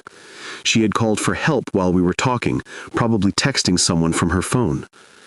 "There's no emergency here," Brenda said, trying to hide the gun behind her back. "Actually, there is," I said loudly. "These people have been poisoning my family. My wife and children are upstairs and need immediate medical attention." "Sir, please stay calm," the paramedic said. "We'll check on everyone." "Don't let them go upstairs," Miriam ordered. "There's been a misunderstanding." But more emergency responders were coming through the door now, including police officers who had arrived with the ambulances. "What's the situation here?" one of the officers asked. "These women have been holding us in gunpoint. They've been poisoning this family for weeks, and they were planning to murder all of them." "That's not true," Brenda protested, but she was still holding the gun, which made her denials unconvincing. "Ma'am, I need you to put down the weapon," the officer said, drawing his own gun. "This is all a misunderstanding," Miriam said desperately. "We're her family. We're trying to help him." "By pointing a gun at him?" "We were defending ourselves. He's been acting erratically, making false accusations." But the police officers weren't buying their explanations, especially with multiple witnesses contradicting their story. While the police were dealing with Miriam and Brenda, paramedics rushed upstairs to check on Genevieve and the children. I followed them, my heart pounding with fear about what they might find. Genevieve was unconscious in our bedroom, clearly having been drugged. The twins were crying in their cribs, and Thomas was locked in his room, scared and confused but harmless. "Mommy won't wake up," Thomas said when I finally got to him. "Grandma said she was sleeping, but she won't wake up." "It's okay, buddy. The doctors are going to help Mommy feel better." The paramedics were already working on Genevieve, checking her vital signs and preparing to transport her to the hospital. "What did they give her?" one of them asked me. "I don't know. They've been putting something in her herbal tea for weeks. Today, they said they gave her something to make her sleep. We need to get her to the hospital immediately. What about the babies? They've been poisoning the babies too, through their bottles." The paramedic's face went grim. "We'll need to take all of them for evaluation and treatment." Watching my wife and children being loaded into ambulances was one of the most terrifying experiences of my life, but at least they were alive, and they were going to get the medical help they needed. At the hospital, doctors worked frantically to identify and counteract whatever substances Miriam and Brenda had been using to poison us. Blood tests revealed traces of multiple toxic compounds, some that caused gradual organ damage, others that affected the nervous system. The doctors said that if we hadn't discovered the poisoning when we did, the damage would have been irreversible within another week or two. "Your family is lucky," Dr. Allen told me as we waited for the test results. "A few more days of this level of exposure, and we might not have been able to save everyone." Are they going to be okay? With proper treatment, yes. The children will recover completely. Their young bodies are resilient, and the exposure wasn't long enough to cause permanent damage. Your wife will need more intensive treatment, but she should make a full recovery. What about me and Salima? You both have lower levels of toxicity, probably because you received smaller doses. You'll need monitoring and treatment, but you should be fine. The relief I felt was overwhelming. My family was going to survive. While we were at the hospital, police were searching our house and gathering evidence of Miriam and Brenda's crimes. They found the substances that had been used to poison us, detailed notes about dosages and timelines, and financial documents showing their research into my business holdings. They also found the forged adoption papers and other fraudulent documents that Miriam and Brenda had used to maintain their false identities as my family. This is one of the most elaborate long-term fraud cases we've ever seen, Detective Wilson Jackson told me when he came to the hospital to get my statement. They've been planning this for decades. What will happen to them? They're looking at multiple charges: attempted murder, fraud, identity theft, conspiracy, child endangerment. With the evidence we've found, they'll likely spend the rest of their lives in prison. Good. They deserve whatever they get. Mr. Johnson, I have to ask, do you have any idea who your real parents were? I shook my head. The adoption records show that I was surrendered by teenage parents who couldn't care for a child. I may never know who they really were. Are you okay with that? I thought about it for a moment. Yes. I've learned that family isn't about blood or DNA. It's about love, trust, and commitment. The people in this hospital, Genevieve, Salima, Thomas, Wilson, and Marquise, they're my real family. The recovery process took several months. Genevieve had the hardest time as she had received the highest concentration of toxins through her daily herbal teas. But gradually, with proper medical treatment and a lot of love and support, she regained her strength and energy. The twins, thank God, recovered quickly. Their young bodies processed and eliminated the toxins efficiently, and within a few weeks they were back to their normal, healthy selves. Thomas had some confusion and fear about what had happened, and we arranged for him to see a child psychologist to help him process the trauma. But children are resilient, and with honest but age-appropriate explanations about what had occurred, he began to heal. Salima and I recovered the fastest, probably because we had been receiving smaller doses of the toxic substances. But the emotional healing took longer than the physical healing. I can't believe I was so stupid, I said to Genevieve one evening as we sat in our living room, finally feeling safe in our own home again. You weren't stupid, Louis. You were loving and trusting, which are good qualities to have. But I should have seen the signs earlier. I should have protected our family better. You did protect our family. When it mattered most, you listened to Salima, you took action, and you saved us all. Only because Salima was brave enough to listen to their conversation and smart enough to call for help. And only because you had taught her to trust her instincts and to come to you when something was wrong. How else could you have treated your mom? The trial of Miriam and Brenda made national headlines. The story of a 30-year adoption fraud scheme culminating in attempted mass murder was shocking enough to capture media attention across the country. During the trial, more details emerged about their background and their plan. The adoption plan had been their most ambitious project. They had researched the adoption system, created false identities as sisters, and specifically requested an infant with no living relatives who might interfere with their plans. They had spent decades carefully building their relationship with me, supporting my education and business ventures, and positioning themselves as my loving family, all while planning to eventually murder me and inherit everything I built. The defendants showed the level of premeditation and calculation that is truly disturbing, the prosecutor said during closing arguments. They adopted an innocent baby not out of love, but as part of a business plan. They spent 30 years gaining his trust, supporting his success, and positioning themselves to inherit his wealth, all while planning to murder him and his entire family. This wasn't a crime of passion or desperation. This was a carefully orchestrated plan that spanned 3 decades and targeted innocent children, including infants who were only a few months old. The defense attorneys tried to argue that Miriam and Brenda had genuinely cared for me and that their actions had been motivated by mental illness rather than greed, but the evidence was overwhelming. The jury deliberated for only 6 hours before returning guilty verdicts on all charges. Miriam and Brenda were each sentenced to life in prison without the possibility of parole. As they were led away in handcuffs, Miriam turned to look at me one last time. "You were our son," she said, tears streaming down her face. "We did love you, Louis. In our own way, we did love you." "No," I replied firmly. "Love doesn't plan to murder the people it claims to care about. Love doesn't poison children. What you felt wasn't love, it was ownership." Those were the last words I ever spoke to the woman who had pretended to be my mother for 30 years. After the trial, our family had to learn how to heal and move forward. The physical effects of the poisoning had been treated, but the emotional and psychological trauma took much longer to address. Genevieve struggled with feelings of vulnerability and fear. She had trusted Miriam and Brenda to help care for our newborn twins, and they had used that trust to slowly poison our children.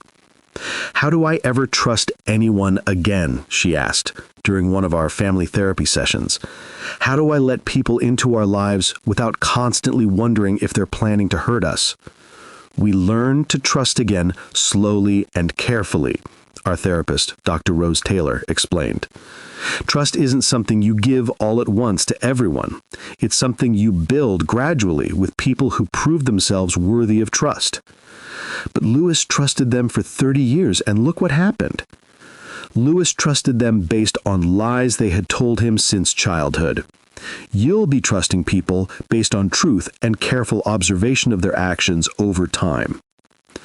Salima had her own struggles with the trauma.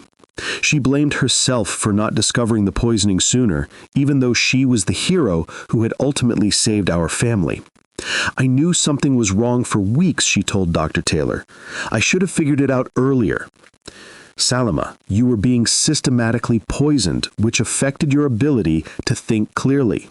The fact that you figured it out at all, and that you had the courage to act on what you discovered, is remarkable. But what if I hadn't overheard that conversation? What if they had been more careful about where they talked? Then you would have found another way to discover the truth, or someone else would have. Evil plans like theirs always fall apart because they require too many lies and too much deception to maintain." Thomas needed help understanding what had happened in age-appropriate terms. He had loved Grandma Miriam and Aunt Brenda, and he couldn't understand why they had suddenly disappeared from his life. "Were Grandma and Aunt Brenda bad people?" asked me one evening as I was putting him to bed. "They were people who made very bad choices," I explained carefully. "They forgot that the most important thing in life is loving and protecting the people you care about." "Did they love me?" "I think they cared about you, buddy, but they loved money more than they loved people, and that made them do terrible things." "Will they come back?" "No, Thomas, they won't come back, but that's okay, because we have each other, and we have people who really do love us." "Like Mommy Genevieve and Salima and the babies?" "Exactly like that." The twins, thankfully, were too young to understand or remember what had happened. They continued to grow and develop normally, completely unaware of how close they had come to losing their lives. As our family healed, I found myself reflecting on the lessons we had learned from this experience. The first and most important lesson was about the difference between real family and legal family. Miriam and Brenda had been my legal family for 30 years, but they had never been my real family. Real family doesn't plan to hurt you for personal gain. Real family doesn't lie to you about fundamental aspects of your identity. Real family doesn't poison children. My real family was sitting around our dinner table every night. Genevieve, who had chosen to love me despite the complications my false family had brought into her life. Salima, who had been brave enough to speak up when she discovered danger. Thomas, who filled our lives with laughter and joy. And Wilson and Marquise, who represented hope and new beginnings. The second lesson was about trust and second chances. 3 years ago, Genevieve and I had decided to give Miriam and Brenda a second chance after they had manipulated and betrayed us. We had wanted to believe that people could change, that family relationships could be healed, that love could overcome past mistakes. We had been wrong to trust them completely, but we hadn't been wrong to believe in the possibility of change and forgiveness. The mistake we made was giving them unlimited access to our lives without maintaining appropriate boundaries and safeguards. I don't regret giving them a second chance, I told Genevieve during one of our many conversations about what we had learned. But I regret not being more careful about how we gave them that chance. What would you have done differently? I would have insisted on maintaining more control over our household routines. I would have paid more attention to warning signs. I would have trusted our instincts when something felt wrong. Do you think we should never trust anyone again? No, I think. But I think we should trust people gradually, and we should always maintain the ability to protect ourselves and our children if that trust is betrayed. The third lesson was about listening to children. Salima had tried to tell me that something was wrong with Miriam and Brenda's behavior, but I had initially dismissed her concerns as typical teenage suspicion. Thomas had noticed their secretive conversations and whispered exchanges, but we had all assumed he was just being observant in the way that small children often are. If I had listened more carefully to both of my children, if I had taken their observations more seriously, we might have discovered the truth weeks earlier. Children see things that adults miss, Dr. Taylor explained during one of our sessions. Adults often dismiss children's observations because they seem trivial, or because children don't have the vocabulary to explain complex situations. But children are usually very good at noticing when something doesn't feel right. So how do we make sure we listen to them? Create regular opportunities for private conversations. Ask specific questions about how they're feeling and what they're observing. And most importantly, take their concerns seriously even when you don't understand them completely. The fourth lesson was about the danger of people who seem too perfect. Miriam and Brenda's transformation from manipulative troublemakers to helpful, caring family members had been so dramatic that it should have raised red flags. People can change, but genuine change usually happens gradually and includes acknowledgement of past mistakes. When someone suddenly becomes exactly what you need them to be, it's worth questioning whether they're meeting your needs out of love or out of some other motivation. The fifth lesson was about the importance of maintaining independence, even within loving relationships. Miriam and Brenda had gradually taken control of almost every aspect of our household operations, making themselves indispensable to our daily routines.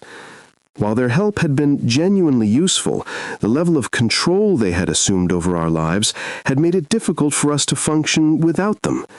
This dependency had been part of their plan to make themselves essential to our family's survival. In healthy relationships, people support each other without creating dependency, Dr. Taylor explained. They help each other become stronger and more capable, not more reliant on their assistance. But how do we accept help without becoming dependent on it? You maintain ultimate control over important decisions.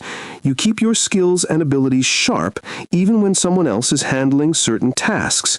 And you always have backup plans that don't rely on any one person. The sixth lesson was about the importance of trusting your instincts. Both Genevieve and I had felt that something wasn't quite right about Miriam and Brenda's behavior, but we had talked ourselves out of those feelings because we wanted to believe they had changed. Our instincts had been correct, but we had ignored them because they conflicted with our hopes for family healing and reconciliation. Your subconscious mind processes information that your conscious mind misses, Dr. Taylor told us. When something feels wrong, there's usually a reason for that feeling, even if you can't immediately identify what it is. But how do you balance trusting your instincts with giving people the benefit of the doubt? You trust your instincts enough to stay alert and maintain appropriate boundaries while you gather more information. You don't have to choose between being suspicious and being naive. You can be cautiously optimistic while remaining vigilant. As the months passed, and our family continued to heal, I found myself thinking often about the broader implications of what we had experienced. Miriam and Brenda's crimes weren't just about fraud or attempted murder. They were about the abuse of the most fundamental human relationships. They had taken the sacred trust that exists between parents and children, between family members who are supposed to care for each other, and they had twisted it into a weapon. They had spent decades pretending to love me while actually planning to destroy me. They had held my children, fed them, cared for them, all while secretly poisoning them. They looked into Genevieve's eyes and called her daughter, while systematically weakening her body and planning her death. The casual cruelty of their deception was almost harder to comprehend than the violence they had planned. But our experience had also revealed the incredible power of real love and real family bonds. Selima had risked her own safety to warn us about the danger. Genevieve had supported me through the discovery of my false identity without wavering in her commitment to our marriage. Thomas had shown remarkable resilience in adapting to the truth about people he had trusted. The twins had recovered completely, surrounded by love and proper care. Donald Harris had put himself in danger to help us, even though he could have easily walked away when he discovered what was happening. Dr. Allen and the medical team had worked tirelessly to counteract the effects of the poisoning. The police and prosecutors had taken our case seriously and worked to ensure that justice was served. Real love and real family, chosen family, blood family, and found family had triumphed over fake love and manipulative relationships. 1 year after the trial, our family had established new routines and new traditions that felt healthy and authentic. We had regular family meetings where everyone, including Thomas, could share their thoughts and concerns without fear of judgment or dismissal. We had implemented safety measures that gave us peace of mind without making us paranoid. We had built relationships with trustworthy friends and professionals who supported our family without trying to control us. Most importantly, we had learned to appreciate and celebrate the family we had built together. "I don't miss them," Selima said one evening as we sat around the dinner table. "That doesn't sound harsh." That's understandable. But Louis, these people aren't strangers trying to insert themselves into your life for personal gain. They're your biological parents who gave you up because they loved you and wanted what was best for you. How do we know they're not looking for something from me now? Because they didn't seek you out. You found them. And according to the investigator, they've built their own successful lives. They're not looking for financial support or anything else from you, except possibly a relationship. After much consideration, I decided to make contact. The phone call with my birth mother, Claire Allen, was one of the most emotional conversations of my life. "We never stopped thinking about you," she said through tears. "We never stopped hoping you were happy and healthy and loved." I was loved, I told her, not by the people who adopted me, but by the family I chose and the family that chose me. "We heard about what happened to you on the news. We were so frightened when we realized you might be our son. It was a difficult time, but we survived it. My real family, my wife and children, we protected each other. We would love to meet them if you're comfortable with that. We have other children too, your biological siblings, who would be excited to know they have a brother." The prospect of meeting biological siblings was both thrilling and terrifying. But after everything we had been through, I felt ready to explore those relationships carefully and with appropriate boundaries. 6 months later, our two families met for the first time at a neutral location, a family restaurant where we could talk without the pressure of being in anyone's home. Claire and Terrence Allen were warm, genuine people who had built a loving family that included 3 other children, my biological siblings, Harry, Rose, and Marquise. It was strange to discover that I had a biological brother named Marquise, just like one of my twin sons. We chose that name because it was one of the names we had considered for you. When we saw in the news reports that you had named one of your sons Marquise, we wondered if it might be a sign. The meeting went well. My biological family was genuinely interested in getting to know us, but they weren't pushy or demanding. They understood that I had lived 30 years without them, and they respected the family relationships I had built independently. "We don't expect to replace anyone in your life," Terrence said. "We're just grateful for the opportunity to know you and to be part of your extended family if you want us to be." Over time, we developed a relationship with them that felt natural and healthy. They became loving grandparents to my children, supportive siblings to me, and caring in-laws to Genevieve. But they never tried to control our lives or insert themselves into our daily routines. They were the kind of family members that Miriam and Brenda pretended to be, but never actually were. 3 years after the poisoning, our family had grown in ways we never could have imagined. Genevieve and I decided to have another child, a daughter we named Latoya Claire, honoring both my first wife and my birth mother. Salima was an incredible big sister to all her younger siblings, and Thomas had become a protective and loving big brother to the twins and baby Latoya. Wilson and Marquise were thriving, healthy 3-year-olds who filled our house with energy and laughter. They had no memory of the poisoning or the people who had tried to hurt them, and we planned to keep it that way until they were old enough to understand the full story. Our extended family now included Claire, Terrence, Harry, Rose, and Marquise Allen, people who loved us genuinely and supported us without trying to control us. They visited regularly, but they respected our independence and our primary commitment to our immediate family. They were the kind of family members that Miriam and Brenda pretended to be, but never actually were. As our family continued to grow and heal, I often thought about the other families who might be experiencing similar situations.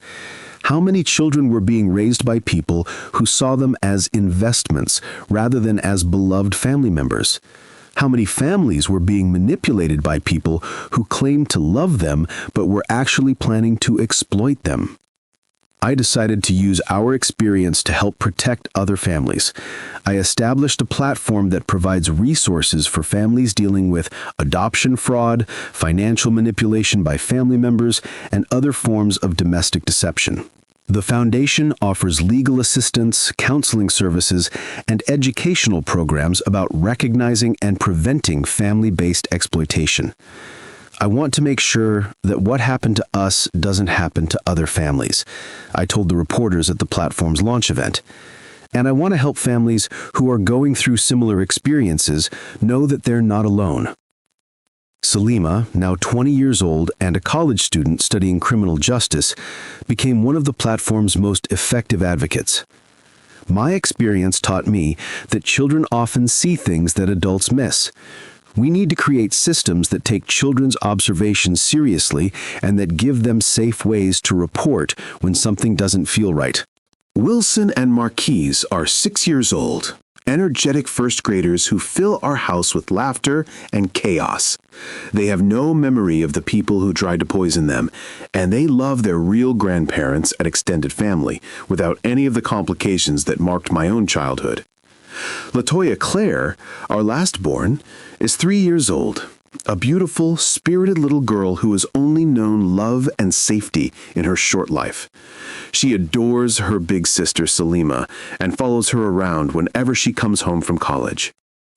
Genevieve and I have learned to communicate openly, trust each other completely, and work together to protect our family.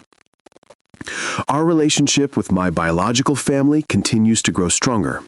Claire and Terrence are wonderful grandparents who love our children without trying to replace anyone or control our family dynamics. Harry, Rose, and Marquise have become close friends as well as siblings, and our children love having cousins and extended family who genuinely care about them. Most importantly, we've learned to appreciate and celebrate the family we've built together.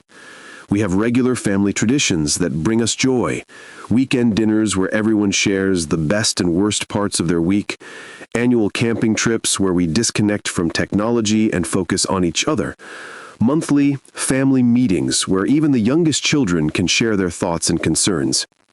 We've also maintained the security measures and vigilance practices that keep us safe without making us paranoid. We know where our children are at all times, we maintain control over what they eat and drink, and we pay attention to any changes in their behavior or health. But most importantly, we've created an environment where our children feel safe to tell us anything, where their voices are heard and respected, and where they know they can count on us to protect them no matter what. These lessons have shaped not just our family relationships, but also my business practices and community involvement. I'm more careful now about who I trust with important responsibilities, more attentive to warning signs of dishonesty or manipulation, and more committed to protecting the people who depend on me. Our experience taught us that evil often wears a familiar face and speaks in loving words. The people who want to hurt you don't usually announce their intentions. They gain your trust, make themselves indispensable, and strike when you're most vulnerable.